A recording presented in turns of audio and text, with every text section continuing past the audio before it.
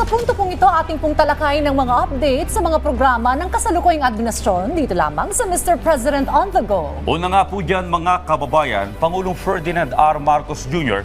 pinangunahan ang grand opening ceremony ng Maersk Optimus Distribution Center sa Calamba City sa Laguna.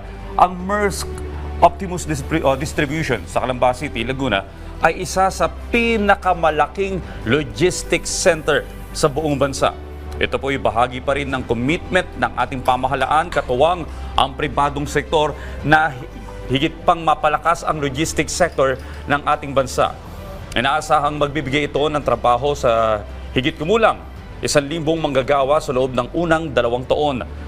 Malaki rin po ang maitutulong nito sa mga small and medium enterprises o SME vendors at lilikha ito ng indirect employment para sa nasa 1,000 individual. Tinatayang aabot sa 4.8 billion pesos ang halaga nito na merong state-of-the-art technology at inaasahang magbibigay serbisyo sa Calabarzon region at mga kalapit na lugar. Ang Maersk ay isa pong global company na mayroon pong contract logistics presence sa buong mundo. Ang Pilipinas po ang third largest market nito.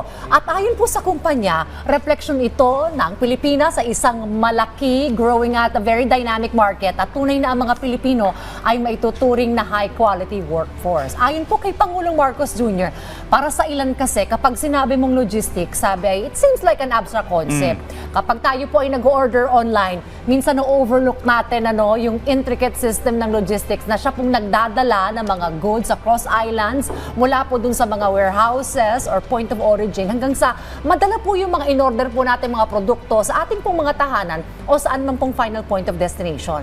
Kaya para sa seamless flow of commerce or flow of commerce, ang epektibong logistics system po ay napakahalaga.